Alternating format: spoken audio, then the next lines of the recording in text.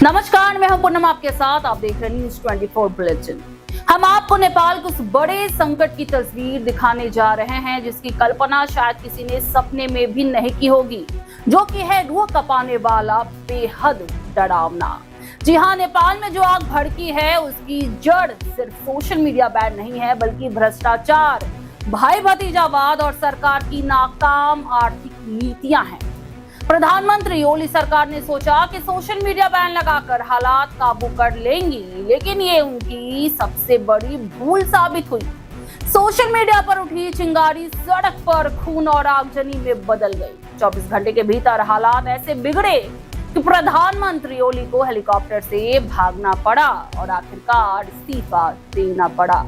नेपाल की सड़कों पर उतरे हजारों युवा हाथ में किताबें, बैग लिए नारे लगाते हुए मार्च करते नजर आए, लेकिन जवाब में चली गोलियां, छोड़े गए आंसू गैस के गोले और हुआ बड़ क्रैक डाउन। एक ही झटके में सब कुछ तबाह हो गया। सिर्फ 3 दिनों में 23 लोगों की जानें गई और 400 से ज्यादा लोग घायल हो गए, इनमें बच्चे भी शामिल हैं।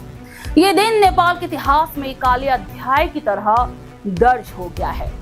युवाओं का गुस्सा सिर्फ ओली सरकार के खिलाफ नहीं था, सवाल था पूरे सिस्टम से, उस राजनीतिक वर्ग से जिसने पिछले 30 सालों से नेपाल पर राज किया और देश को भ्रष्टाचार की आग में झोंक डाला। प्रचंड, ओली और देवबा, तीनों बड़े नेताओं के घरों को गुस्साई भीड़ ने आके हवाले कर दिया। गुस्साई भीड़ ने फाइनेंस मिनिस्टर को कपड़े उतरवा कर नदी में भगाया। नेपाली मीडिया आउटलेट कांतिपोर मीडिया समूह का मुख्यालय भी धधक उठा। संसद भवन तक को नहीं बख्शा गया। नेपाल अब सेना के कंट्रोल में है, लेकिन उसके बाद भी वहां हालात बेकाबू हैं। मंगलवार रात 10 बजे से पूरे देश की कमान सेना ने अपने हाथों में ले ली है, लेकिन क्या इसका असर दिखा? बिल्कुल नहीं। नेपाल में जारी हिंसा के चलते वहीं भारत नेपाल बॉर्डर पर भी हाई अलर्ट है। यूपी पुलिस, बिहार पुलिस और सशस्त्र सीमा बल के जवान लगातार चौकसी बरत रहे हैं। हमें अलर्ट रहने की हिदायत दी गई है कि नेपाल की हिंसा की आड़ में कहीं कोई उपद्रवी भारतीय इलाकों में हिंसा ना फैला पाए।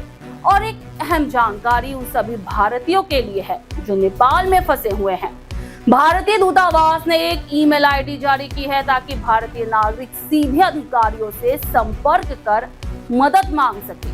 नेपाल में किया जा रहा आंदोलन किसी एक पार्टी या एक नेता के खिलाफ नहीं, बल्कि पूरे राजनीतिक तंत्र के खिलाफ है। नेपाल का नया जनरेशन कह रहा है, अब हमें नई शुरुआत चाहिए। सोशल मीडिया बैन ने युवाओं का गुस्सा और भड़का दिया, क्योंकि सोशल मीडिया सिर्फ आवाज उठाने का मंच नहीं था, बल्कि रोजगार, व्यापार और पर्यटन जैसे सेक्टर का भी सहारा था। सरकार का ये कदम सीधा युवाओं की आजादी और रोजगार पर हमला माना गया। और फिर क्या था?